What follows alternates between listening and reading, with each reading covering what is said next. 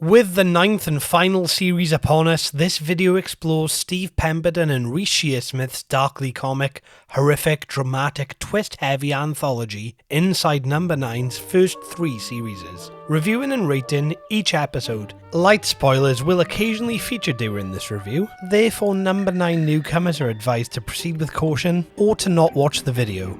I'd rather you did, to be fair, but I am slightly biased. Beginning with Series 1 and Sardines, in which a wealthy couple's engagement party involves an increasingly uncomfortable parlour game. This debut episode introduces several of the show's most enduring assets: committed, natural performances, layered, distinctive characters, dry, rapid humour, captivating, evolving tension, and effective reveals. One such reveal disturbed me to the point I set a bright screensaver on my phone while in bed to avert nightmares. The disturbing nature of this reveal is furthered by the fact that the character who this disturbing reveal is associated with is played by Timothy West, an actor who read an audiobook that I would frequently listen to in bed as a child. This discussion is comprised of compliments, not criticisms. The episode intends to generate discomfort and wholeheartedly succeeds in a surprisingly subtle fashion, thanks to the attentive writing style allowing seemingly innocuous lines to retrospectively gain layers of troubling meaning in light of certain plot developments. Sardines has earned a place on my list of the 3 most disturbing pieces of media I've ever seen, alongside the Disappearing Ink episode of Batman Beyond and the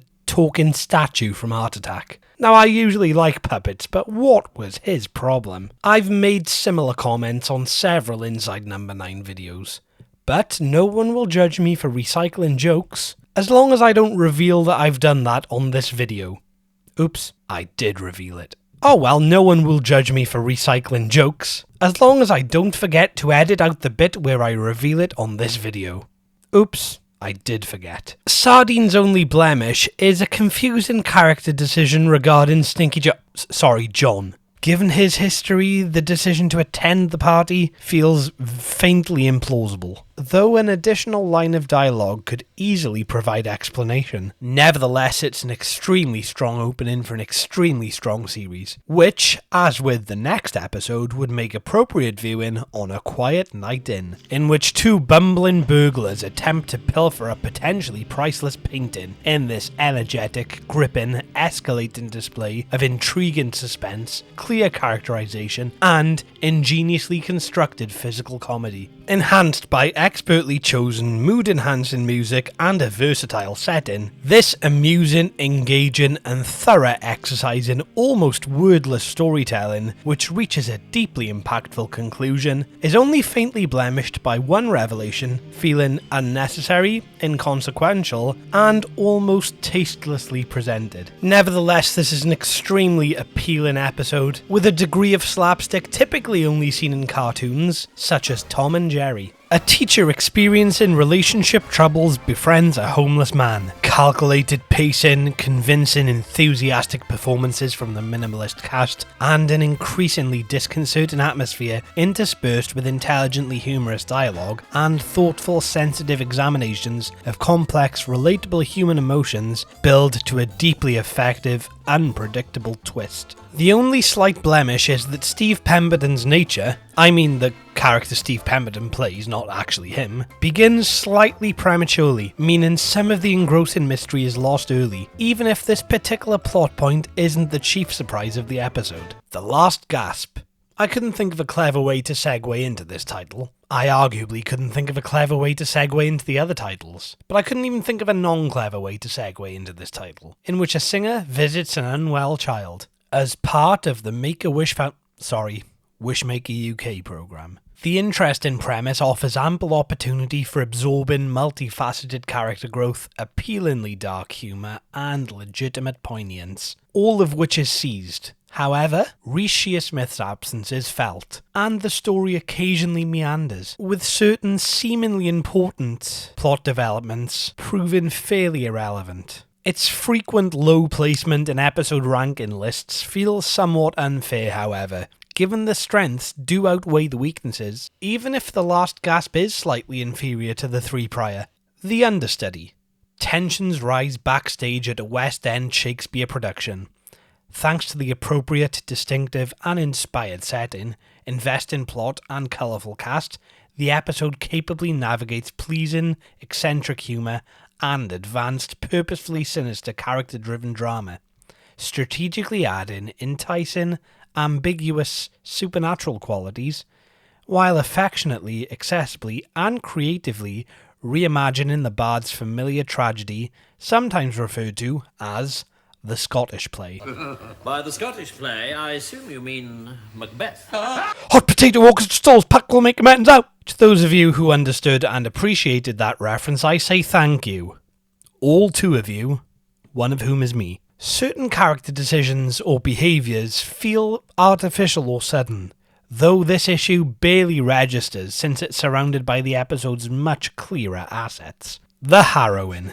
A teenager is tasked with house-sitting at a stereotypically gothic mansion. The visual splendour offered by the genre fully flourishes, especially when combined with the suspenseful pace, performances, Pemberton and Shearsmith's natural ability to cunningly convert classic tropes into a modern setting, and a powerful, pleasingly bleak conclusion. The episode suffers somewhat from tonal confusion, with the approach fluctuating randomly and aggressively between a classic horror parody and a serious classic horror story. Meanwhile, Pemberton's presence is missed, just as Shearsmith's was in The Last Gasp. With Series 1 completed, Series 2 begins with La Couchette, in which a dead body is discovered aboard a train carriage in France by a motley crew of travellers. By motley crew I mean a mismatched group of people, I'm not talking about the band. They're actually in the next episode. They're not. La Couchette compellingly examines complex moral dilemmas through considered dialogue, clear cast chemistry, plentiful visual humour, and overarching darkness. The episode at one point faintly abandons internal logic for a contrived and slightly elongated comedy set piece, but otherwise triumphs. The 12 Days of Christine.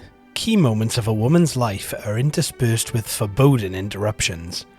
A consistently keen air of mystery, seamlessly strategic editing, keenly complementing the episode's themes in hindsight, authentic performances, and a moving conclusion are all contained within this celebrated volume. The only slight blemish is a somewhat obvious musical choice, though when compared to the strengths, this flaw is almost completely undetectable. The Trial of Elizabeth Gadge. 2 witch-finders attend a trial in the village of Little Happens. With a measured, gleefully caricatured rapid comedy and performance style, eloquent dialogue, immaculate period costuming, and an enthralling undercurrent of folk horror, the episode is a hugely entertaining one. Occasionally the humour feels slightly juvenile, though this is rare and never actively diminishes the overall quality. Cold Comfort. A volunteer begins work at a crisis hotline. The innovative, strongly immersive, CCTV-inspired filming style enhances a patient, beguiling, justifiably dark mystery navigated by textured characters. In spite of the strengths, the episode is slightly weaker than the 2 episodes prior, a point that was also highlighted in more contemporary reviews. One potential reason for this relative weakness is that certain characters are given slightly exaggerated personalities that somewhat contradict the general realism. Nana's Party. An extended family unite for a certain member's party. Nana's Party, in fact. That would have made a good title for this episode, which is probably why it is the title. By attentively capturing a standard family sitcom mood, the episode cleverly conceals the primary objective of skillfully and subtly exploring realistic tragedy via subtext-riddled dialogue, alongside welcome injections of farcical humour, all of which is commendably communicated by the cast. The only issues are certain mundane moments and instances in which internal consistency is abandoned for the purposes of slightly nonsensical jokes. Seance time. Chaos ensues on the set of a horror-themed hidden camera prank show. The alluring setting allows equally alluring, meticulously explored themes of apathy and unseemly working conditions in the television industry. Ample humour, capable performances, and enormously effective narrative-enhanced horror are among the episode's clear virtues. In order to discuss one flaw, spoiler territory will be traversed upon. Skip to this time mark to avoid. In a seemingly important scene, a character is accidentally killed by Steve Pemberton. By Steve Pemberton, I mean a character played by Steve Pemberton, not actually him. This seemingly important plot point is soon completely abandoned to explore a mostly unrelated plot point. The focal story is praiseworthy, though due to being abandoned, the seemingly pivotal development of accidental murder remains unexplored and ultimately feels almost pointless. The Devil of Christmas. A director provides a commentary for his low-budget 70s horror movie As It's Shown, an intricately observed, loving and accurate parody of budgeted British television is enlivened by a clearly committed cast and genial sarcastic humour, resulting in an immensely original experience, spoiler territory of which shall be traversed upon to discuss a minor flaw. Skip to this time mark to avoid. The ending reveals the horror movie being shown is in fact a snuff film, and that the director's apparent commentary has in fact been his input into a police interview due to his crimes. The policeman's voice is occasionally heard throughout. The policeman's affability and patience with this murderer feels somewhat illogical. Every time I've interviewed elderly murderers who've directed snuff films in the 1970s, I've been much more assertive than he was. In fairness, however, this patience may correspond with real-life police tactics. Perhaps this approach relaxes the interviewee and allows them to reveal more information. Therefore, my enjoyment and the episode score remains unaffected. The bill. 4 friends argue over the payment of a bill in a restaurant. The charm and energy of a one-act play is perfectly represented through continuously amusing interplay, authentic performances, and a masterful showcasing of rising tension, leading to a surprisingly layered plot that perfectly flavours the previously mentioned virtues. The only flaw is a moment of slightly inconsistent characterization, though this may even serve as subtle foreshadowing. The Riddle of the Sphinx. A classics professor is consulted by a mysterious visitor for assistance with understanding cryptic crosswords. A rich, continuously gripping and proficiently performed tale ensues, accompanied by an informative, surprising, symbolic examination of puzzles. To discuss the one flaw of this episode, spoiler territory will once again be traversed upon. Skip to this time mark to avoid. In a shocking turn of events, the female lead is poisoned by Steve Pemberton. By Steve Pemberton, I mean the character played by Steve Pemberton, not actually him. In a following scene, a character played by Reece Shearsmith, who is the adoptive father of the female lead, convinces Steve Pemberton's character, who he knows is the biological father of the female lead, to consume a part of her rump that he cuts off. While most of the darkness is appropriate, these specific moments feel gratuitous and overindulgent, since the episode would be equally impactful without it. Empty orchestra. Several office workers unite for a karaoke party. An occupying, comical, visually vibrant character study follows, flavoured by an agreeably eclectic soundtrack. Several surprisingly wholesome and cathartic elements highlight the importance of variety, and the comforting fact that even renowned lovers of the macabre, such as Pemberton and Shearsmith, equally understand and appreciate the power of uplifting media. One slight issue is that certain outcomes within the episode are fairly formulaic, and arguably forcibly sentimental. Diddle Diddle Dumpling. A man becomes fixated on returning a single leather shoe to its unknown owner.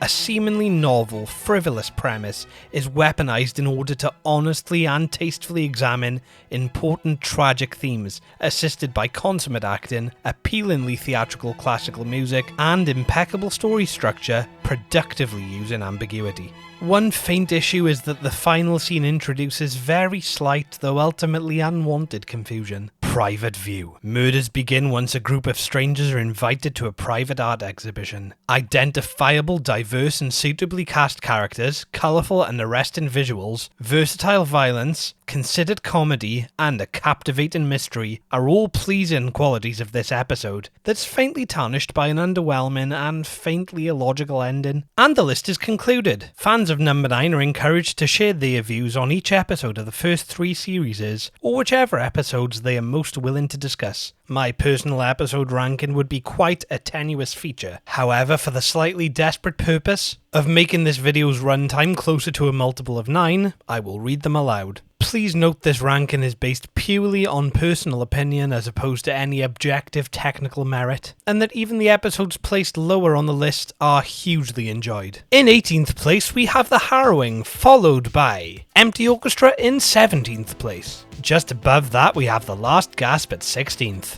followed by Private View at 15th.